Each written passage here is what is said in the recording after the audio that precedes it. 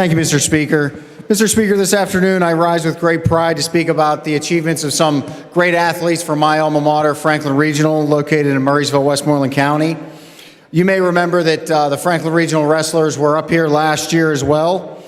These young men and their coaches truly reflect the meaning of the words dedication and commitment. Mr. Speaker, in March, Franklin Regional won the Class AAA Team Championship in the wrestling tournament in Hershey for the second year in a row. The Panthers captured the team title by defeating the Cumberland Valley Eagles by a score of 36-33, and in the process broke the record for most points at any tournament. In addition, Mr. Speaker, 4 members of the team took home the gold in their weight classes, which tied for a state record. I am joined here at the Rawson by 4 of those champions, Devin Brown, Michael Kemmer, Spencer Lee, and Josh Shields, along with their head coach Eric Mauser. If we can give them a brief round of applause.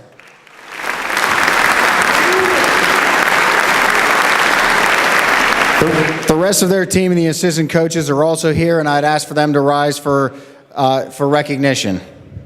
The rest of the team in the back.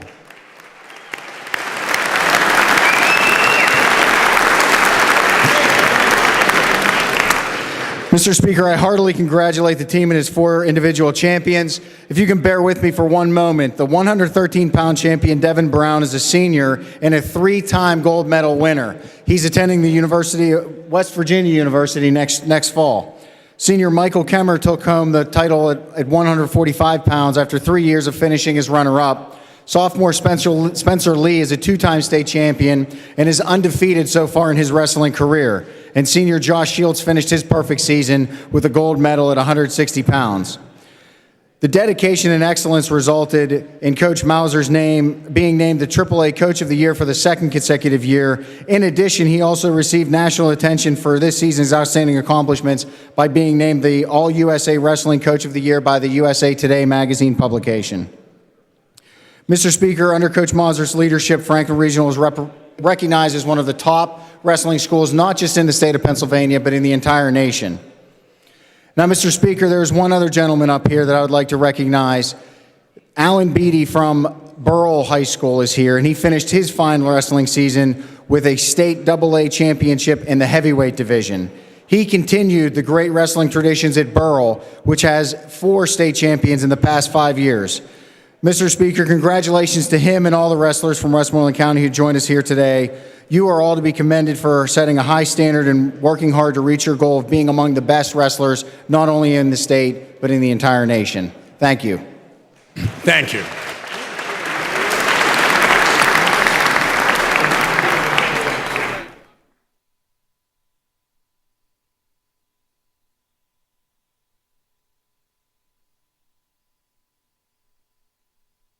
Thank you so much, Mr. Speaker.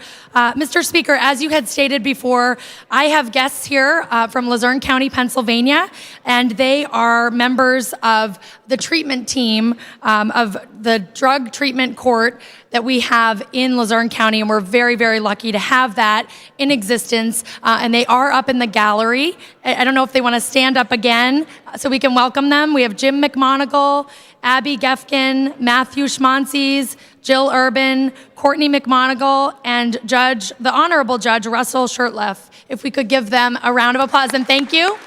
Thank you so much for being with us today and raising awareness on this important issue. I rise to thank my colleagues for their support of House Resolution 313, which recognizes the month of May as National Drug Court Month in the Commonwealth of Pennsylvania. Mr. Speaker, drug treatment courts are a growing judicial trend here in Pennsylvania and across the country because they are a proven solution to the substance abuse problem that plagues our communities, and it results in lower crime rates.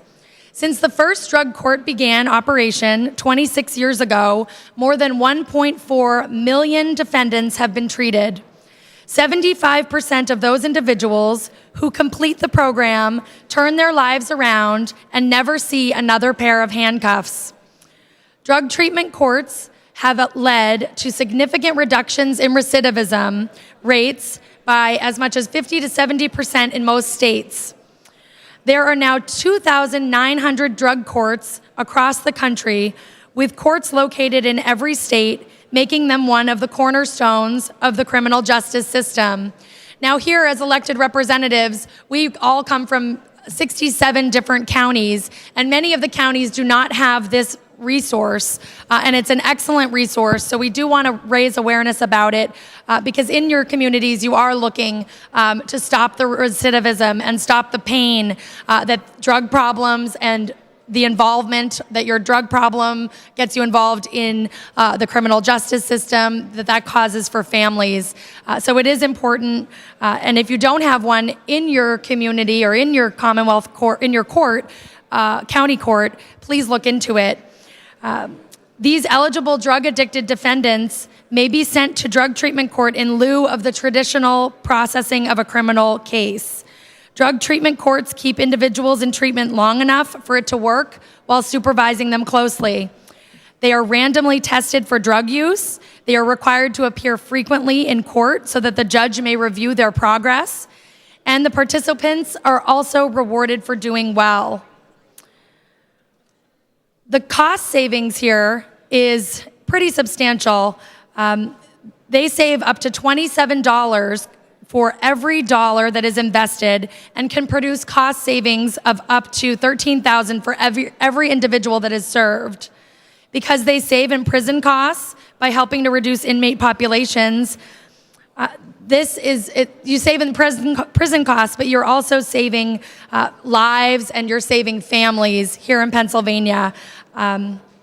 So today, as we mentioned before, I'm very proud to have our team here. They work very hard. They've saved a lot of lives, and they've done a lot of good in Luzerne County, Pennsylvania. And it's our hope that you'll go back into your districts and be able to spread awareness about House Resolution 313 and raise public awareness of the significant contributions that we're making in Pennsylvania today.